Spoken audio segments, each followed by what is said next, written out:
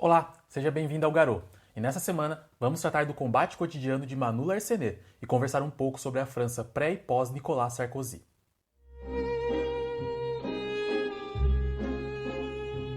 O combate cotidiano de Manu Larcenet saiu originalmente na França entre 2003 e 2008 e chegou aqui no Brasil pela editora Pipoca e Nanquim recentemente, 6 anos após sua estreia aqui no Brasil pela mesma editora com o quadrinho Relatório de Brodeck. Mas afinal, sobre o que é combate cotidiano? Acho melhor nos perguntarmos: o que são esses combates cotidianos e as pequenas lutas de cada dia?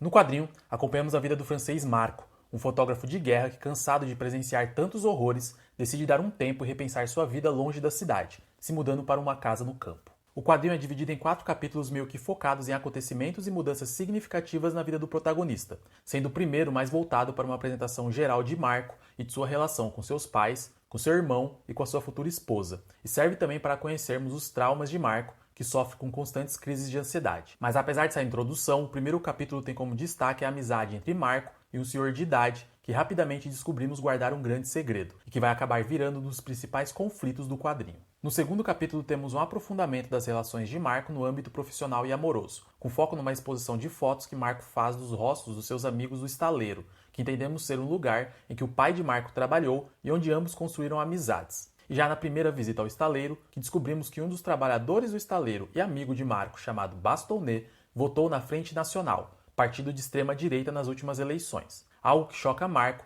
e também é outro conflito que pretendo me aprofundar depois. E além disso, o segundo capítulo também é o estopim de uma tragédia que se abate na vida de Marco e que vai movimentar praticamente todo o enredo da obra. Já o terceiro capítulo se debruça sobre as rememorações da relação de Marco com seu pai, as consequências da tragédia do capítulo anterior e a difícil transição de Marco com relação a sair de sua zona de conforto perante a chegada de novas responsabilidades. E por fim, o quarto capítulo é focado no duro amadurecimento de Marco como pai e a imposição dos desejos políticos sobre a vida de todos os personagens, numa França de futuro incerto e em constantes mudanças. E bom, como de costume, não gosto muito de contar toda a história do quadrinho que trago aqui para o canal, ainda mais tratando de um quadrinho que se propõe a ser bem reflexivo e que possibilita inúmeras leituras. Só que não tem como escapar de certas partes que me impactaram, já que para além da vida de Marco e de suas relações, que é muito interessante de acompanhar, Larcenet se propõe a pensar o cenário político e econômico francês. E não só isso, como também os problemas humanitários que já eram questões importantes na época de lançamento do quadrinho e que ainda persistem até os dias atuais. O combate cotidiano é um retrato perspicaz da França no início do século XXI, já que o quadrinho começou a ser lançado em 2003 e terminou em 2008, após a eleição do conservador Nicolas Sarkozy em 2007, no pleito contra a socialista Ségolène Royal, na eleição que marcou a maior participação de eleitores no período da Quinta República Francesa, que teve início em 1959 com o general Charles de Gaulle. E pensando nessa França, gostaria de me debruçar agora sobre algumas passagens do quadrinho, e são elas a relação conflituosa entre Marco e um senhor de idade que guarda um segredo incômodo, os impactos da globalização na vida dos amigos de Marco no estaleiro e o clima das eleições de Nicolas Sarkozy em 2007. Então, como temos vários assuntos para tratar, vamos lá. Começando pelo primeiro conflito, Marco acaba criando no primeiro capítulo uma amizade com um idoso sábio e carismático que ele encontra perto de sua casa.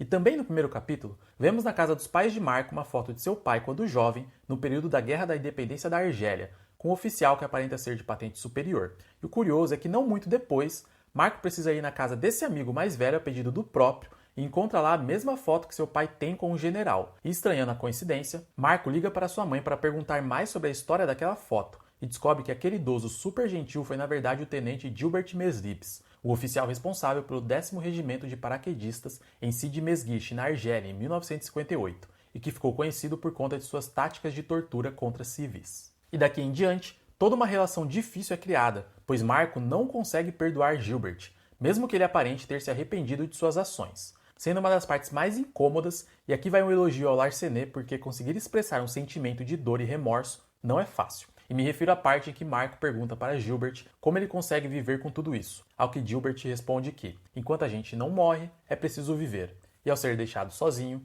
Gilbert coloca a mão na cabeça em desespero. Como já citei, acontece uma tragédia na vida de Marco que o leva a procurar Gilbert para tentar entender mais sobre como era a relação de Gilbert com seu pai durante a Guerra de Independência da Argélia, um conflito que ocorreu entre as décadas de 50 e 60. E assim temos um diálogo muito revelador sobre o papel da sociedade civil perante a barbárie da guerra, pois Gilbert nos conta que o pai de Marco não servia para o trabalho de soldado e que, como superior, tentou transferi-lo inúmeras vezes para longe do fronte de batalha. E Marco pergunta para Gilbert se o seu pai chegou a presenciar a tortura de prisioneiros, e recebe a resposta de que sim, mas não apenas ele. Toda a sociedade francesa sabia o que acontecia na Argélia. A tortura não era segredo, e todo mundo preferiu se calar por covardia ou por indiferença, enquanto a guerra ia gradualmente expandindo os limites e transformando homens no que Gilbert chama de soldados em tempos de guerra. Essa conversa entre Marco e Gilbert invoca reflexões como a possibilidade de perdoar monstros que se arrependeram de seus atos e o papel da sociedade civil em tempos de guerra. Lembro de já ter visto há um bom tempo o filme O Julgamento de Nuremberg, e o interessante desse filme é que ele se propõe não apenas a tratar sobre as responsabilidades individuais dos nazistas, como também a responsabilidade coletiva da sociedade alemã.